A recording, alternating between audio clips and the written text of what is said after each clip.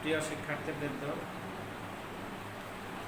আমরা ইতিপূর্বে পরিমাণগত রসায়ন বিষয়ের উপরে দুটো ক্লাস নিয়েছি। আজকে আমরা পরিমাণগত রসায়নের তৃতীয় ক্লাসটি নেব। আজকের আমাদের আলোচ্য বিষয়ের মধ্যে আমাদের থাকবে প্রাইমারি স্ট্যান্ডার্ড পদার্থ, সেকেন্ডারি স্ট্যান্ডার্ড পদার্থ, প্রমাণ দ্রবণ, ঘনমাত্রা প্রকাশের বিভিন্ন উপায়, এই জিনিসগুলো নিয়ে আমরা আজকে একটু আলোচনা করব।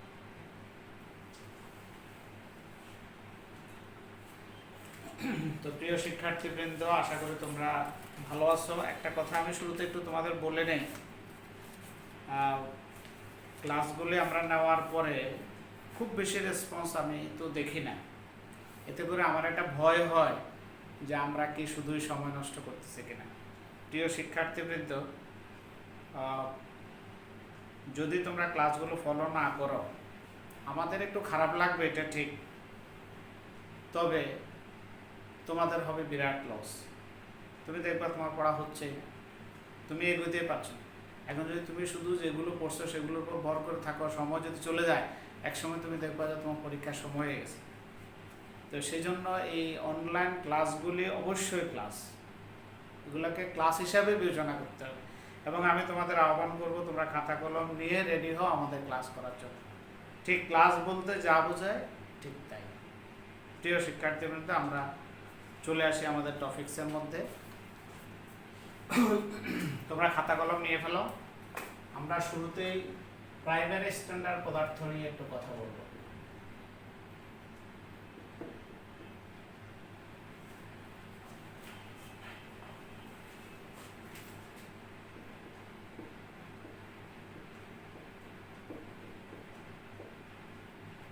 প্রাইমারি স্ট্যান্ডার্ড পদার্থ, প্রাথমিক প্রমাণ বস্তু। আমি বলি, তোমরা লিখলে লিখো, নাহলে একটু ভালো করে খেয়াল করলে হবে।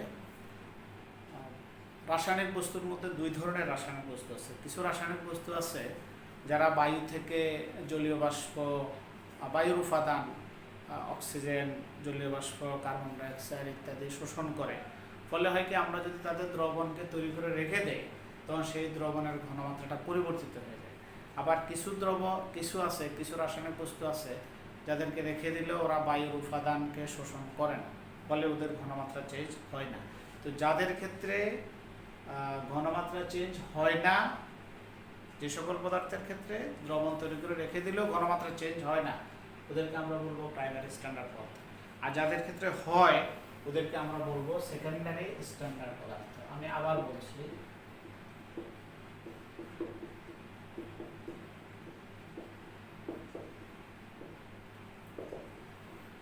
প্রাইমারি স্ট্যান্ডার্ডের সংজ্ঞাটা আমরা আবার বলি। যে সকল পদার্থ বায়ুর উপাদান যেমন অক্সিজেন, জলীয় বাষ্প, কার্বন ডাইঅক্সাইড ইত্যাদি শোষণ করে না, ফলে তাদের প্রস্তুতকৃত দ্রবণের ঘনমাত্রা দীর্ঘদিন পর্যন্ত অপরিবর্তিত থাকে, এই ধরনের পদার্থকে আমরা বলি প্রাইমারি স্ট্যান্ডার্ড পদার্থ। তাহলে কি দাঁড়ালো কথাটা? যে সকল রাসায়নিক পদার্থ বায়ু থেকে বায়ুর উপাদানগুলো শোষণ করবে না, বায়ুর উপাদান যেমন অক্সিজেন, কার্বন ডাইঅক্সাইড, জলীয় বাষ্প এগুলো শোষণ করে না, ফলে তাদের প্রস্তুতিত দ্রবণের ঘনমাত্রা দীর্ঘদিন পর্যন্ত আনচেঞ্জ থাকে, অপরিবর্তিত থাকে, আমরা এদেরকে বলবো প্রাইমারি স্ট্যান্ডার্ড পদার্থ। যেমন তোমার অনার্দ্র সোডিয়াম কার্বনেট, পটাশিয়াম ডাইক্রোমেট, এগুলো হলো প্রাইমারি স্ট্যান্ডার্ড পদার্থ।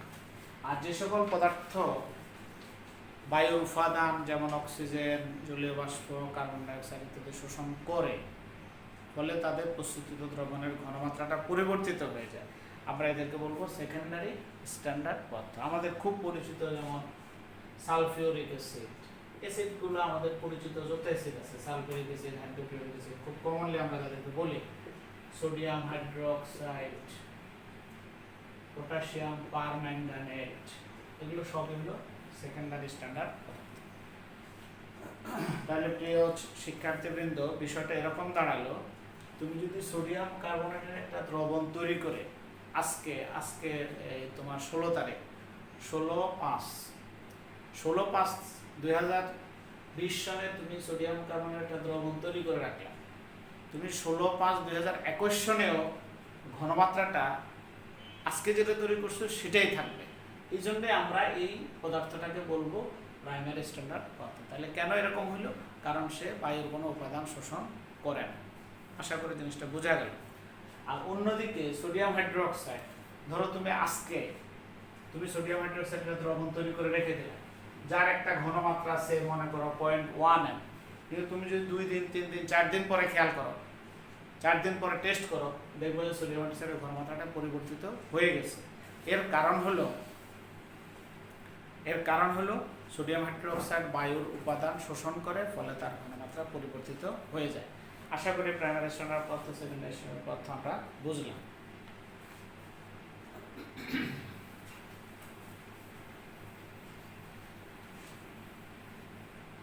একটা কথা প্রসঙ্গক্রমে বলি,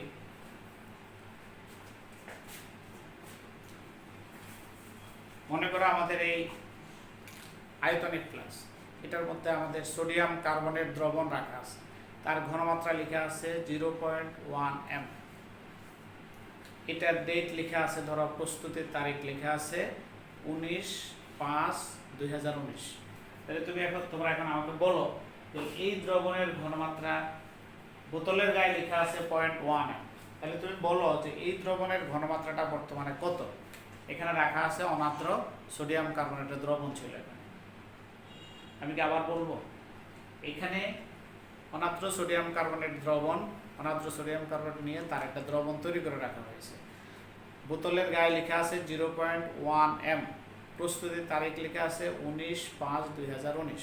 তাহলে আচ্ছা 19/5 ধরো, তাহলে 19/5/2020 তারিখে ঘনমাত্রা কি আগেরটাই থাকবে না পরিবর্তিত হবে?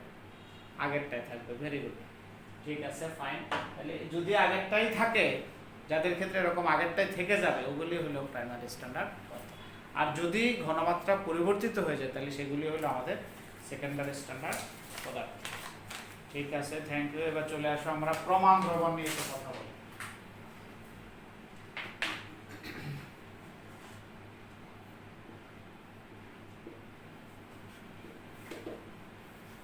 প্রমাণ দ্রবণ, যে দ্রবণের ঘনমাত্রা আমাদের সঠিকভাবে জানা থাকে, আমরা বললাম কথাটা, যে দ্রবণের ঘনমাত্রা সঠিকভাবে জানা থাকে। ঘনমাত্রা শব্দটার একটা অর্থ আছে। ঘনমাত্রা মানে হলো নির্দিষ্ট আয়তনের মধ্যে পদার্থের পরিমাণ।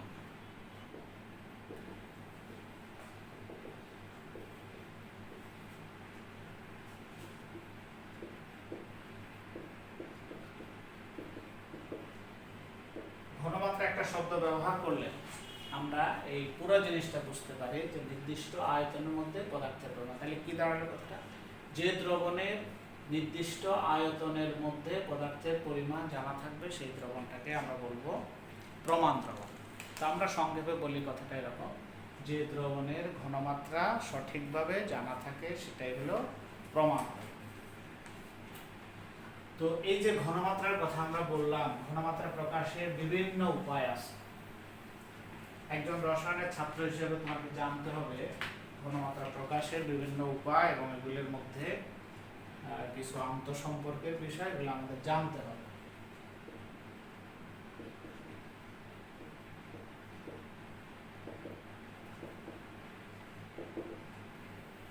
ঘনমাত্রা প্রকাশের কয়েকটা উপায় আমরা এখানে লিখব।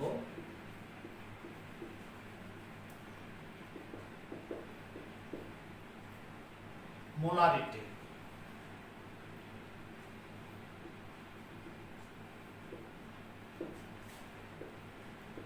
শতকরা হার। শতকরা হারের আবার বিভিন্ন ধরনের প্রকাশভঙ্গি আছে। তার মধ্যে রসায়নে যেই স্টাইলটা ব্যবহার করা হয় সেটা হলো W/V স্টাইল। আমি বিস্তারিত আলোচনা করব। ppm এককে প্রকাশ করা যেতে পারে, ppb এককে প্রকাশ করা যেতে পারে। এছাড়াও আছে মোলালিটি।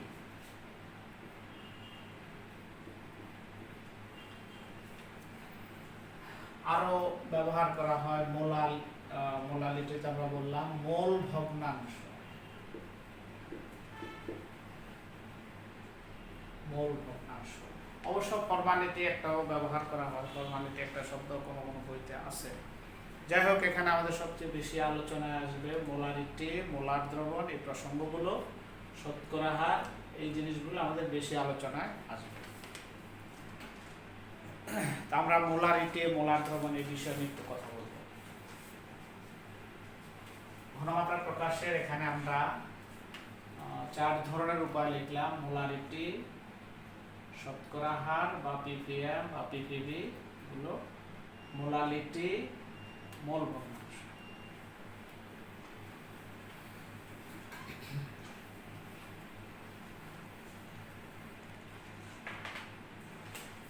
মোলারিটি, মোলার দ্রবণ, এই প্রসঙ্গগুলো নিয়ে আমরা একটু কথা বলতে চাইছি। মোলার দ্রবণ, আমরা মোলার দ্রবণ এরকম একটা সংজ্ঞা ব্যবহার করতে পারি: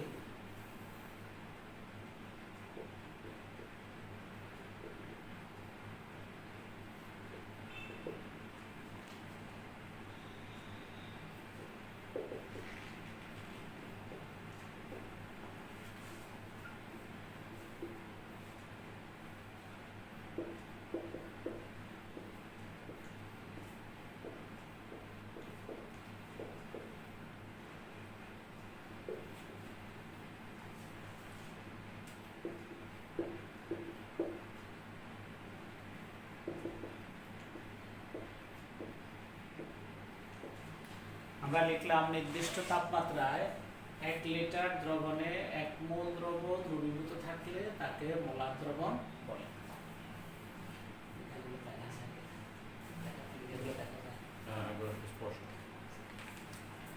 তুমি লিখে বলো, খাতার মধ্যে লিখে বলো, নির্দিষ্ট তাপমাত্রায় 1 লিটার দ্রবণে, আমরা খেয়াল করবো কথাটা, দ্রবণের আয়তন কত? 1 লিটার, দ্রবের পরিমাণ কত? 1 মোল। এই জায়গাগুলো আমরা খেয়াল করতে হবে। 1 লিটার দ্রবণে 1 মোল থাকলে সেটাই মোলার দ্রবণ। এখন যদি ধরো তোমার 1 লিটার দ্রবণে 2 মোল থাকে, এটা 2 মোলার দ্রবণ।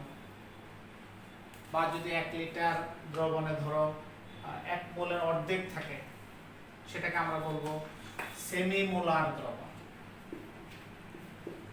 সেমি মোলার দ্রবণ। আমি আবার বলি, তাহলে সেমি মোলার দ্রবণের সংজ্ঞাটা তুমি কি দিবা? সেমি, সেমি মানে কি? আধা, অর্ধেক। কিসের অর্ধেক? 1 মোলের অর্ধেক। সেমি মোলার দ্রবণ জিনিসটা হবে, পুরো কথাটা তুমি যদি বলো, নির্দিষ্ট তাপমাত্রা 1 লিটার দ্রবণে 1 মোলের অর্ধেক যদি থাকে, অর্থাৎ হাফ মোল দ্রব যদি দ্রবীভূত থাকে, তখন সেটাকে আমরা বলবো সেমি মোলার দ্রবণ। ডেসিমোলার দ্রবণ, তাহলে তোমরা এবার ডেসিমোলার দ্রবণের সংজ্ঞাটা দাও। তাহলে এখানে কি হবে? ওই 1 মোলের 10 ভাগের 1 ভাগ, অর্থাৎ 0.1 মোল দ্রব থাকে। নির্দিষ্ট তাপমাত্রা 1 লিটার দ্রবণে 0.1 মোল দ্রব যদি থাকে, সেটা হলো ডেসিমোলার দ্রবণ। এইভাবে হতে পারে সেন্টিমোলার দ্রবণ।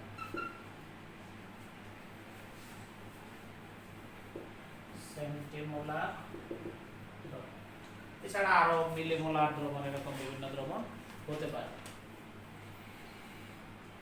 প্রিয় শিক্ষার্থীবৃন্দ, তাহলে আমরা সেমিমোলার দ্রবণ বললে বুঝবো কিনা, ডেসিমোলার দ্রবণ বললে বুঝবো কিনা, সেন্টিমোলার বললে বুঝবো কিনা, আমরা জিনিসগুলো একটু দেখি। আর একটা দুটো উদাহরণ দেই।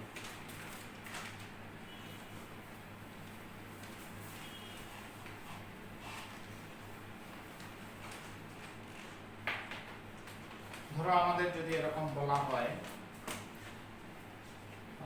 ডেসিমোলার সোডিয়াম কার্বনেট দ্রবণ, এই কথাটাই আমরা এইভাবে লিখতে পারি।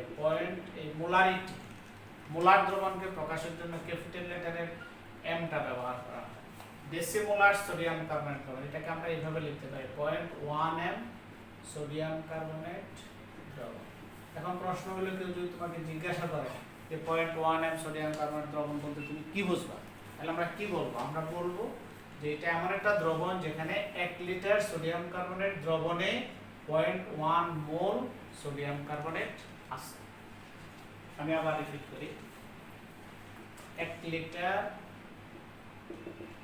সোডিয়াম কার্বনেট দ্রবণে 0.1 মোল সোডিয়াম কার্বনেট বিদ্যমান। আশা করি বোঝা গেল। তাহলে 0.1 এম সোডিয়াম কার্বনেট দ্রবণ বললে এগুলো বুঝতে হবে আমাদেরকে। আমরা বুঝবো যে এটা এমন একটা দ্রবণ যার 1 লিটারের মধ্যে 0.1 মোল সোডিয়াম কার্বনেট রয়েছে। এখন ধরো তোমাকে যদি চট করে কেউ বলে যে আমি তো মোল বুঝি না, তুমি আমাকে মোল বলো। হ্যাঁ, মোলটা আসলে ভরেরই একক। এটা সম্পর্কে আমরা এর আগের ক্লাসে আলোচনা করেছিলাম। মোলটা ভরেরই একক। এখন তুমি যদি এটাকে গ্রামে নিতে চাও তাহলে তুমি তার আণবিক ভর দিয়ে গুণ করে দিলে, অর্থাৎ আমরা যদি এটাকে গ্রামে বলতে চাই তাহলে আমরা বলবো 1 লিটার সোডিয়াম কার্বনেট দ্রবণে এখানে কত গ্রাম আছে, 0.1 ইনটু তার আণবিক ভর কত, 106 গ্রাম। এটা আমরা জানি যে আণবিক ভরকে গ্রামে প্রকাশ করলে সেটাকেই মোল বলে। এত গ্রাম সোডিয়াম কার্বনেট অর্থাৎ 10.6 গ্রাম। তাহলে 0.1 এম সোডিয়াম কার্বনেট দ্রবণ বললে আমরা বুঝবো যে এই দ্রবণের 1 লিটারের মধ্যে 10.6 গ্রাম সোডিয়াম কার্বনেট বিদ্যমান। যদি আমাদেরকে বলা হয় যে মোলার দ্রবণের মোলারিটি কত,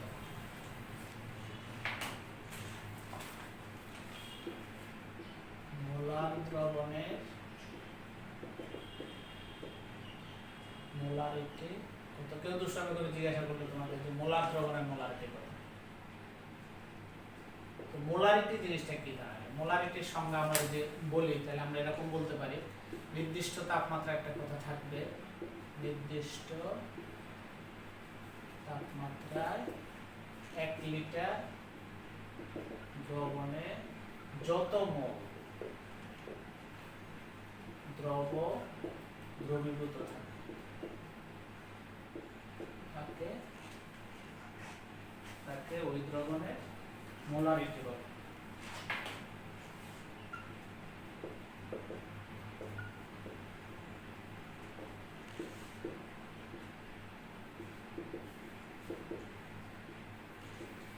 লক্ষ্য করি আমরা একটু, 1 লিটার দ্রবণে যত মোল দ্রবণ,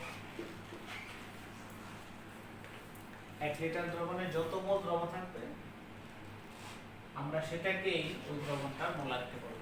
তাহলে মোলার দ্রবণের ক্ষেত্রে আমরা সংজ্ঞা কি ব্যবহার করছি, 1 লিটার দ্রবণে 1 মোল দ্রবণ থাকবে। তাহলে যদি 1 লিটার দ্রবণে 1 মোল দ্রবণ থাকবে, মোলারিটি 1।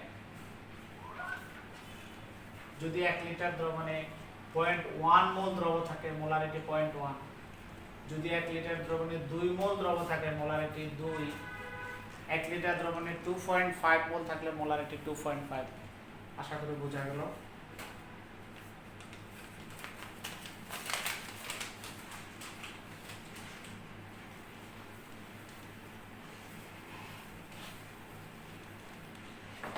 প্রিয় শিক্ষার্থীবৃন্দ,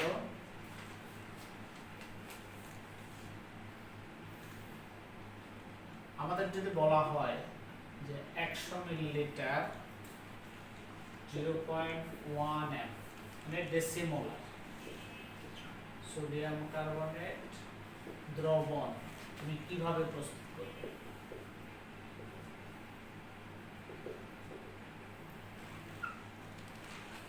প্রমাণ দ্রবণ প্রস্তুতির জন্য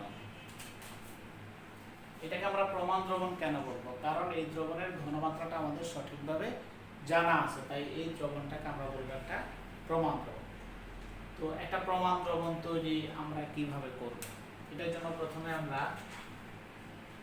বের করে নিতে হবে যে 100 মিলিলিটার 0.1 এম সোডিয়াম কার্বনেট দ্রবণ তৈরি করার জন্য কত গ্রাম সোডিয়াম কার্বনেট আমরা মেপে নিতে হবে।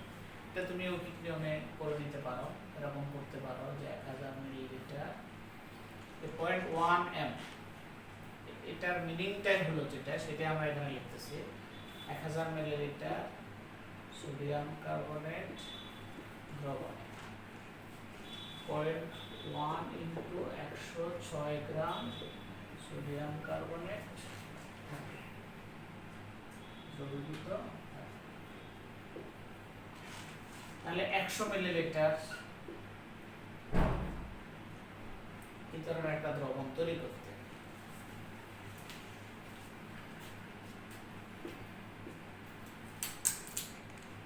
থাকবে কতটুকু?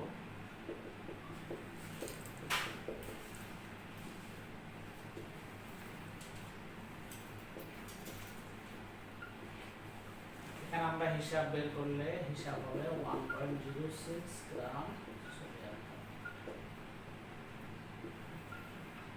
এই হিসাবটা আমরা আরো ভাবেও করতে পারি। আমরা একটা সূত্রের সাথে বেশ পরিচিত, এসএসসি পর্যায় থেকেই তোমরা সূত্রটা সম্পর্কে জানো। S = W × 1000/m × এই সূত্রটা দিয়ে তুমি বের করে দিতে পারো।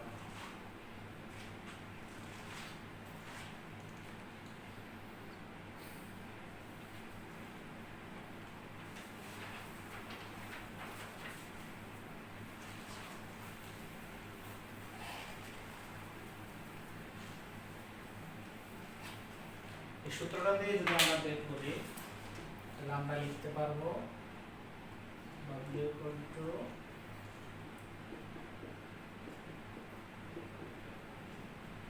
এখানে S টা হলো আমাদের দ্রবণের মোলারিটি।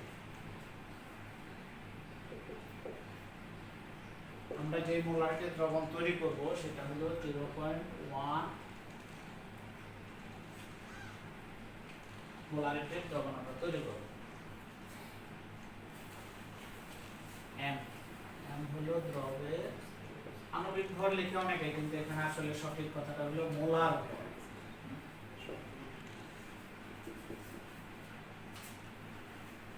আর মোলার ভরের একক হলো গ্রাম/। এখানেও একটা একক আছে, তো m। তো m, এই mটার মিনিংটা হলো মোল/লিটার।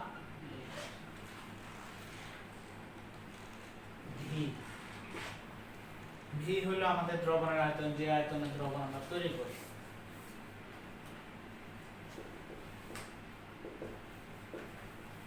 আমরা 100 মিলিলিটার দ্রবণ তৈরি করি।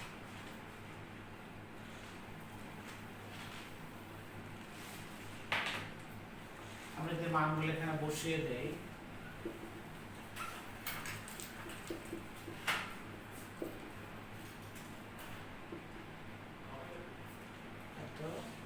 গ্রাম।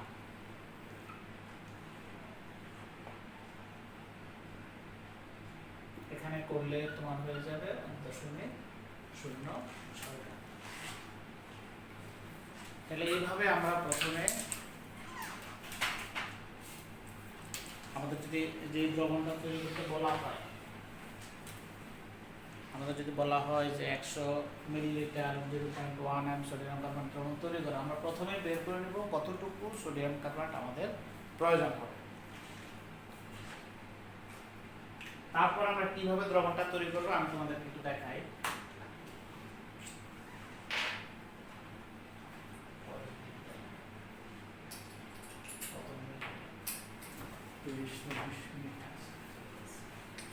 প্রিয় শিক্ষার্থী বন্ধুদের একটু লক্ষ্য করি আমরা, এটা হলো একটা ফানেল। কি বললাম আমরা?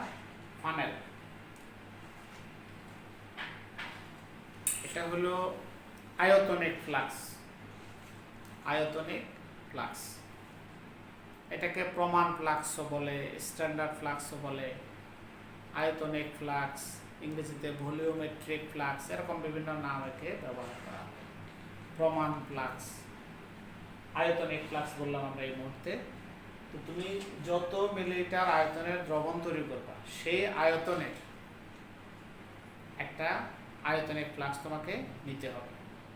আমরা 100 মিলিলিটার দ্রবণ তৈরি, এগুলোর গায়ে লেখা থাকে, 100 মিলিলিটার হলে লেখা থাকে 100 মিলিলিটার, 250 মিলিলিটার হলে 250 মিলিলিটার লেখা থাকে। এটা 100 মিলিলিটার আয়তনের একটা আয়তনিক ফ্লাক্স। আয়তনিক ফ্লাক্সের মুখে আমরা একটা ফানেল বসাবো। তারপর নিক্তির সাহায্যে, আমি একটা নিক্তি দেখাচ্ছি।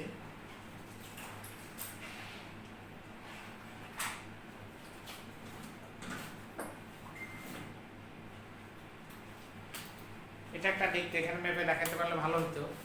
নিক্তি আমরা বাজারে যেরকম নিক্তি দেখি, দোকানে যেরকম নিক্তি দেখি, ওই রকম নিক্তি।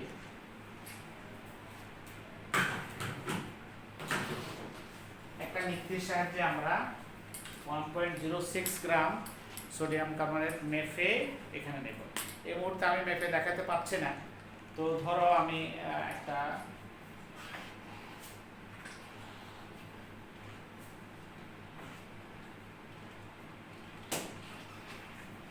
এইটুকু মনে করো এখানে 1.06 গ্রাম সোডিয়াম কার্বনেট মেপে নেওয়া হয়েছে।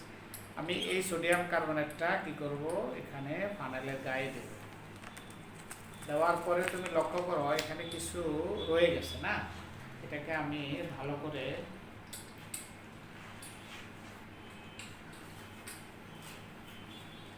ওয়াশ বোতলের পানি দিয়ে ভালো করে এইভাবে আমি নামিয়ে দিলাম।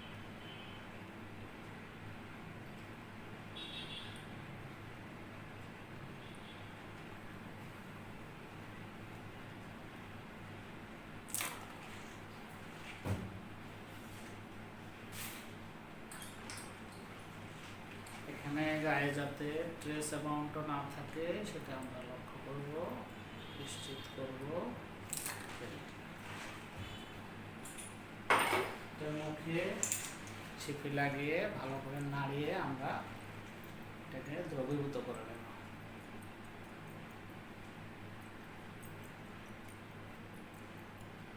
সবসময় মনে রাখতে হবে একটা পদার্থ যখন পানিতে দ্রবীভূত হয় তখন পরিষ্কার স্বচ্ছ হয়, আর যদি সে দ্রবীভূত না হয় তাহলে ঘোলা হয়ে যাবে। অর্থাৎ ঘোলা হলে তুমি বুঝতে হবে পদার্থটা পানিতে অদ্রবণ।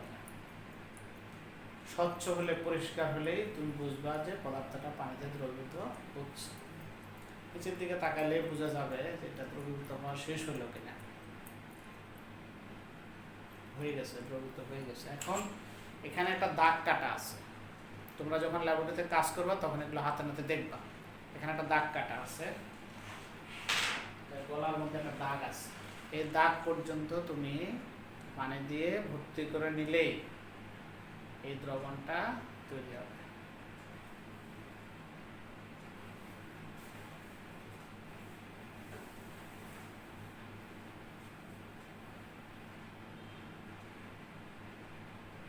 শেষের দিকে এসে অবশ্যই খুব সাবধানে দিতে হবে।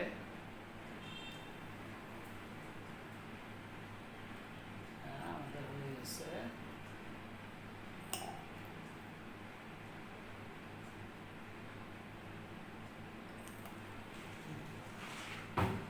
তার পর্যন্ত আমরা পূর্ণ করে নিলাম, আমাদের এই দ্রবণটা তৈরি হয়ে গেল।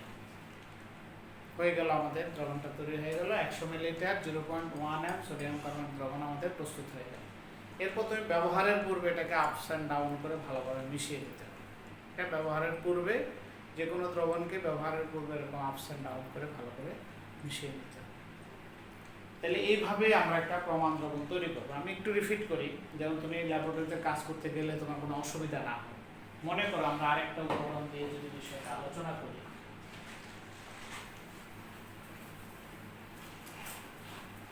পড়ার সাথে কিছু এই থিওরি পড়ার সাথে কিছু প্র্যাকটিক্যাল বিষয় জড়িত। যেমন তুমি ব্যক্তিগত জীবনে তুমি যে সাবজেক্টে পড়ো, তোমাকে কিছুদিন রসায়নের কিছু অংশ তোমার থেকেই যেতে পারে।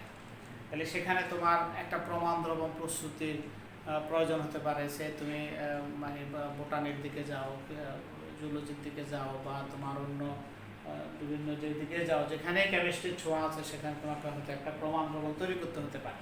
তাহলে প্রমাণ দ্রবণ তৈরিটা কীভাবে করতে হয় সেটা যদি তুমি এখন শিখতে পারো, তোমাকে তখন আবার নতুন করে শিখতে হবে না। আমি যেন আরেকটা উদাহরণ করি।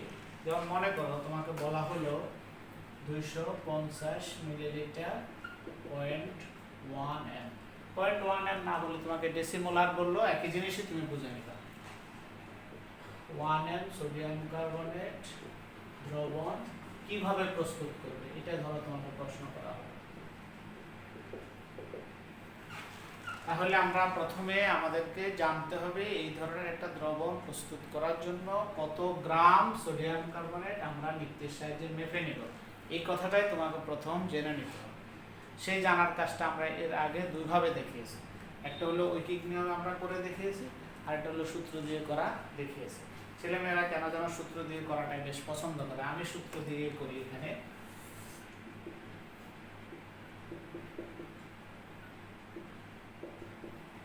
আমরা এগুলোর সাথে ইতিপূর্বে এগুলোর সাথে পরিচিত হয়েছি।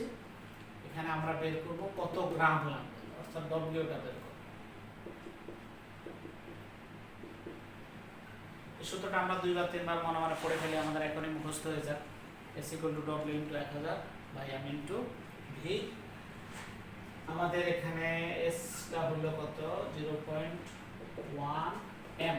M মানে এখানে হলো মোল পার লিটার। এই ক্যাপিটাল M যেটা, সেটা হলো মোলার ভর। আণবিক ভর বলে অনেকে, আণবিক ভর কথাটা পুরো শুদ্ধ না এখানে, এটা হলো মোলার ভর। 106 মোলার ভর বলাতে তার একটা একক থাকবে গ্রাম পার মোল।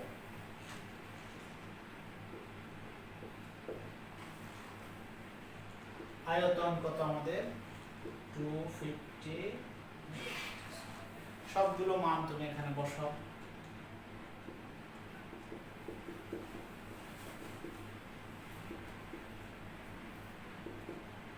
এখানে এককের কাটাকাটি দিলে এখানে একটা গ্রাম একক থেকে যাবে। এখানে কত গ্রাম হবে তুমি এটা হিসাব করে নিয়ে নেবে।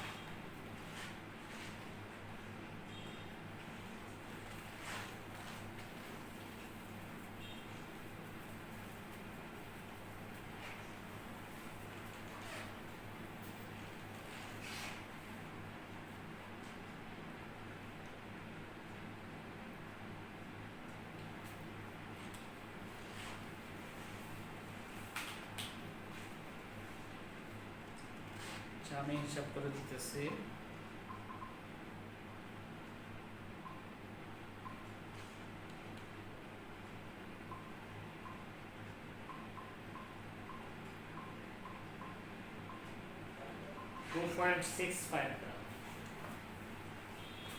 এখানে হচ্ছে তোমার 2.65, তাহলে 2.65 গ্রাম আমাদের এখন প্রয়োজন হবে। তাহলে আমরা কি করবো, একটু আমরা আগের মতো আগের বিষয়টাকে যদি আমরা একটু মনে করি, আমরা নিত্যের সাহায্যে, কিসের সাহায্যে, নিত্যের সাহায্যে আমরা 2.65 গ্রাম সোডিয়াম কার্বনেট মেপে নেব। মেপে এরকম একটা ট্রেসিং পেপারে দিতে পারি। 2.65 গ্রাম সোডিয়াম কার্বনেট মেপে আমরা এরকম একটা ট্রেসিং পেপারে নিলাম। পরে কি করব, আমাদের এখন তৈরি করতে হবে 250 মিলিলিটার সোডিয়াম কার্বনেট। তাহলে আমরা এখন 100 মিলিলিটারের আয়তনে ফ্লাক্স নিলে আমাদের হবে না। আমরা এখন নিতে হবে 250 মিলিলিটার আয়তনের একটা আয়তনিক ফ্লাক্স। 250 মিলিলিটার, এই মুহূর্তে আমার হাতে 250 মিলিলিটার আয়তনিক ফ্লাক্স নেই। তুমি ধরে নাও যে এটা 250 মিলিলিটার আয়তনের একটা আয়তনিক ফ্লাক্স। এটার মুখে তুমি কি করবা, এরকম প্যানেল বসাইবা, বসিয়ে এখান থেকে এটাকে দিবা, তারপর দিয়ে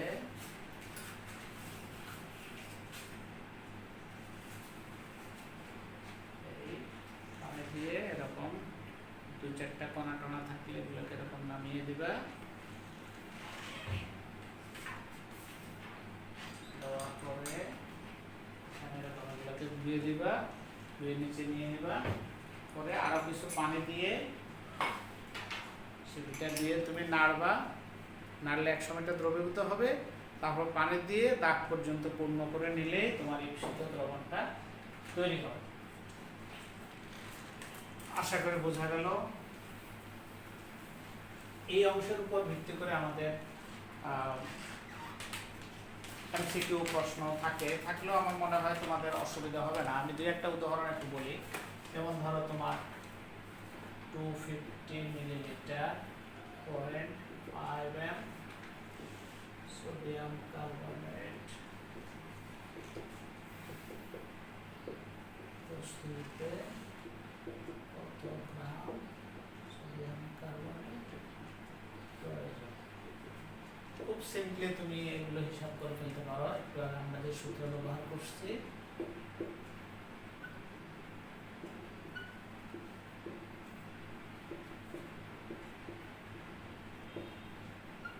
এই সূত্র ব্যবহার করে তুমি সহজেই হিসাবটা বের করতে পারো। এখানে এসটা কত হবে 0.5, এস হবে 0.5 এম, এম মানে মোল পার লিটার।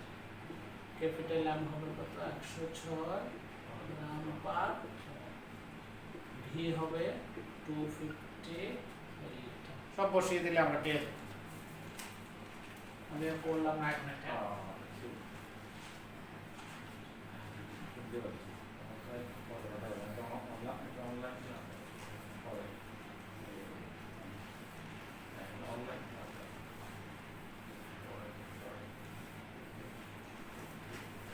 এই ধরনের আরেকটা অঙ্ক যেমন ধরা যাক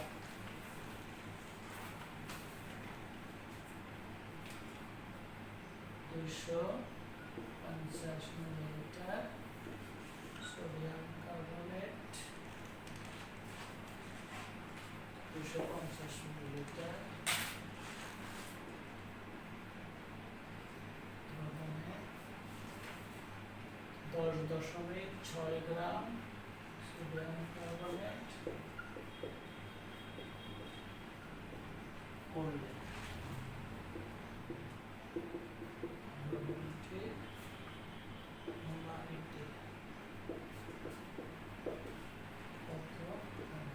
সব একই রকম, তুমি শুধু এই সূত্রে বসিয়ে দিলে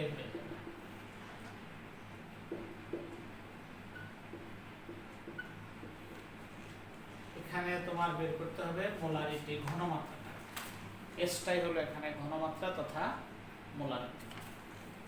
তো তোমার এখানে ডব্লিউ কত 10.6 গ্রাম, এম হলো মোলার ভর 106 গ্রাম পার মোল, এই হলো 250। সবগুলো মান বসিয়ে দিলে তুমি এর মানটা পেয়ে যাবে।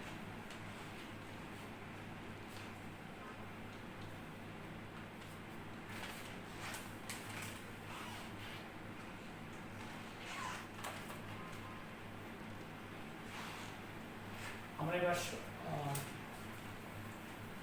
শতকরা হার নিয়ে একটু কথা বলি।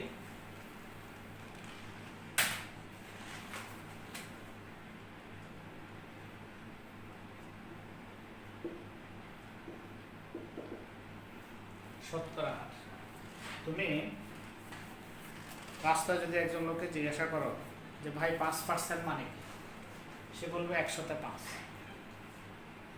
5% বললে সে বলবে 100-তে 5। এখন তুমিও যদি ওইভাবে বলো সেটা হবে না, কারণ 100 কি, 100 তার একক কি, তার বা 5 তার একক কি, এই কথাগুলো তোমাকে বলতে হবে। এখন শতকরা হারের বিভিন্ন ধরনের প্রকাশভঙ্গি আছে, অন্তত 4টা প্রকাশভঙ্গি এরকম ব্যবহার করা হয়। W by V,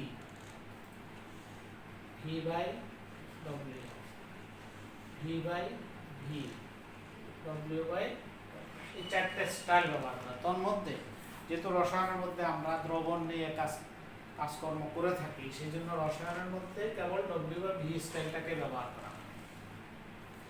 W by V স্টাইলটা ব্যবহার করা, আমি একটা উদাহরণ দিয়ে দেখাই। যদি তোমাকে বলা হয় যে 5%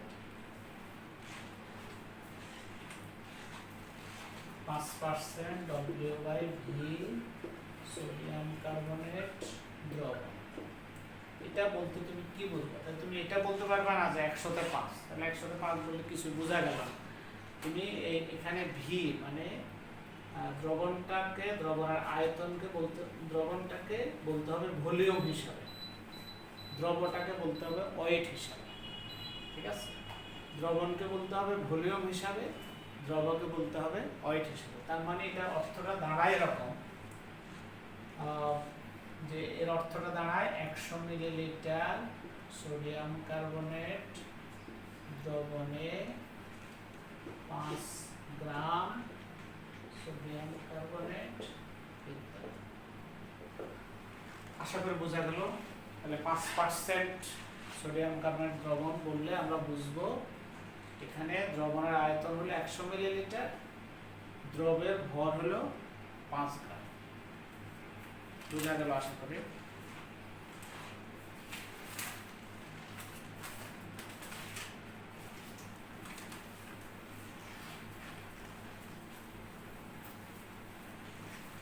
আমি আরেকটা উদাহরণ দিই। তোমাকে হয়তো বলা হলো 10%। ডব্লিউ বাই ভিটা অনেক সময় উল্লেখ থাকে না, এটা অবশ্য ভুল করে অনেক সময় উল্লেখ থাকে না। তো উল্লেখ যদি নাও থাকে তুমি রসায়নের মধ্যে তুমি নিজ গুণে ধরে নেবে এক ডব্লিউ বাই ভি স্টাইল। আর রসায়নের মধ্যে কেবল ডব্লিউ বাই ভি স্টাইলটাকে ব্যবহার করা হয়। 10% W by V sulphuric acid দ্রবণ। এই কথা বললে আমরা কি বুঝবো? অনেক সময় বোতলে গায়ে লেখা থাকে 39%, 70%, এরকম লেখা থাকলে তুমি বুঝবা এখানে দ্রবণের আয়তন কত। দ্রবণের আয়তন যদি 100 মিলিলিটার হয় তাহলে দ্রবের ভর কত এখানে? দ্রব বলতে এখানে সালফিউরিক অ্যাসিড, দ্রবের ভর হলো কত তোমার? 10 গ্রাম। আমরা ফুল সেন্টেন্সে বললে এরকম বলি যে 100 মিলিলিটার দ্রবণে 10 গ্রাম সালফিউরিক অ্যাসিড বিদ্যমান। প্রিয় শিক্ষার্থীবৃন্দ, আমরা শতকরা হার এবং মোলারিটি আমরা লক্ষ্য করব। শতকরা হারটাও ঘনমাত্রা প্রকাশ আর মোলারিটিটাও ঘনমাত্রা প্রকাশ। তাহলে শতকরা হারকে আমরা কেমন করে মোলারিটিতে নিব বা মোলারিটিকে আমরা কেমন করে শতকরা হারে নিব, এই জিনিসগুলো আমাদেরকে শিখতে হবে। তো আমরা শতকরা হার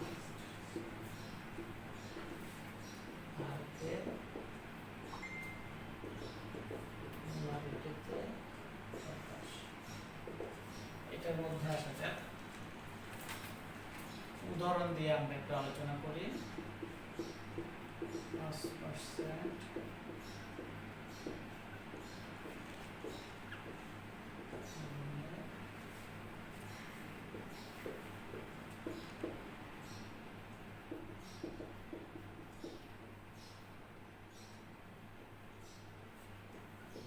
লক্ষ্য করবো শতকরা হারটাও ঘনমাত্রার প্রকাশ আর মোলারিটিও ঘনমাত্রা প্রকাশ।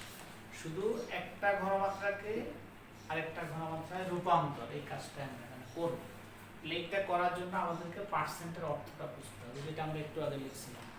5% সোডিয়াম কার্বনেট দ্রবণ, মানে এখানে দ্রবণের আয়তন হলো 100 মিলিলিটার, দ্রবের ভর তথা সোডিয়াম কার্বনেটের ভর হলো কত? 5 গ্রাম। এটা তুমি সংক্ষেপে করলে এভাবে করতে পারো। গত ক্লাসে একজন কমেন্টস বক্সে লিখছিলা যে এইভাবে আমরা সংক্ষেপে করলে হবে কিনা। সংক্ষেপে করলে হবে না, তোমাকে এই কথা তো এটা তো কোনো কথা হলো না। একজন তখনই সংক্ষেপ করতে পারে যখন সে জিনিসটা বোঝে, সুতরাং ওটা নিয়ে তুমি টেনশন হওয়ার কোনো কারণ নাই। সিকল to W into 1000 by M into V. তোমার এখানে ডব্লিউটা কত? 5 গ্রাম। ভিটা কত? 100 মিলিলিটার। এটা আমরা কোত্থেকে পেলাম? 5%। এই জিনিসটা অনুধাবন করে পেলাম। তুমি যদি মনে করো 5% এর মিনিংটা কি, তুমি এখানে লিখে দিবা। লিখে দিলে দিতে পারো, অসুবিধা নাই। দিতে হবে এমনটাও কিছু নেই, কারণ এটা না যদি বুঝে সে তাহলে কেমন করে লিখবে। সুতরাং তুমি এটা সরাসরি ইউজ করলে কোনো অসুবিধা নেই। এম হলো আমাদের কত? 106 গ্রাম পার।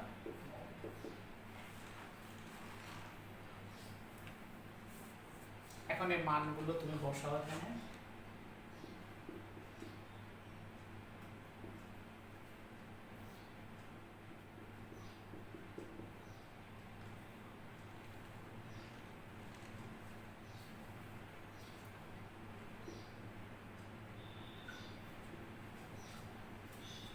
এখানে একটা একক থাকবে। এককটা আমরা অনেকেই এককটাকে বেশ ভয় করি। এককটাকে ভয় না করে এককটা তুমি বসাইলেই দেখবে এককের ভয়টা তোমার কেটে যাবে। আমি তো দেখাচ্ছি তোমাকে এখানে, তুমি পরীক্ষার খাতা দেখাইতে হবে, খাতাটা ওইভাবে না আসবে। আমি এখানে তোমাকে একটু দেখাচ্ছি।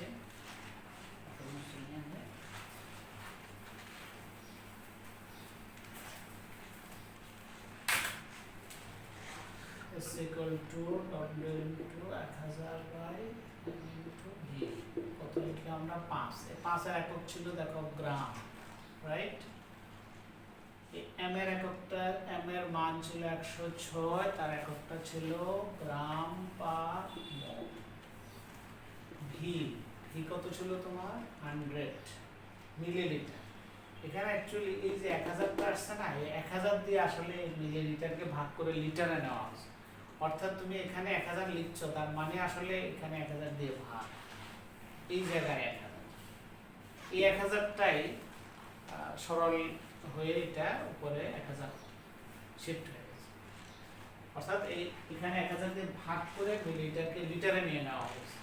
তার মানে 100-র সাথে তুমি এখানে যখন এখানে 1000 বসাবা, তখন 100-র সাথে আর মিলিলিটার হবে না, হবে লিটার। তুমি যদি এখানে সংখ্যাগত কাটাকাটি দিলে এখানে এরকম হইলো, আর এককের কাটাকাটি দিলে কি থাকে দেখো তুমি, থাকবে মোল পার লিটার। এটাকে আমরা এই মোল পার লিটারকে সংক্ষেপে আমরা লিখি ক্যাপিটাল এম। লক্ষ্য করবো আমরা, আশা করি কোনো অসুবিধা নেই বুঝতে।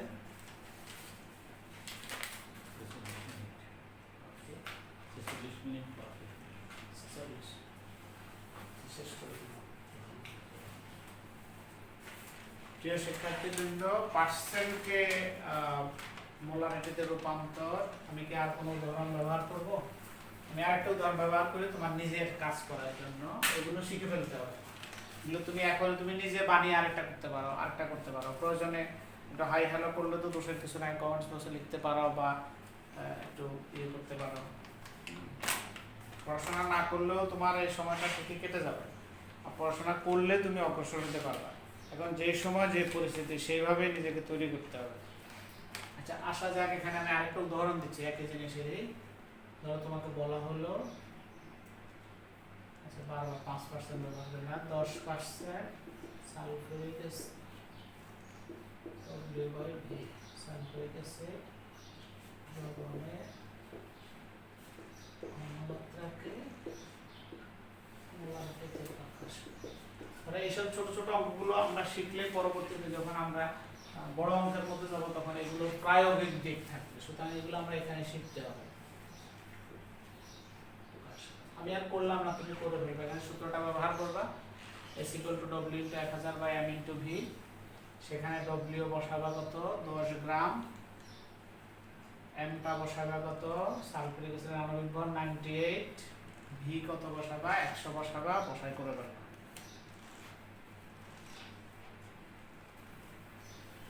প্রিয় শিক্ষার্থীবৃন্দ,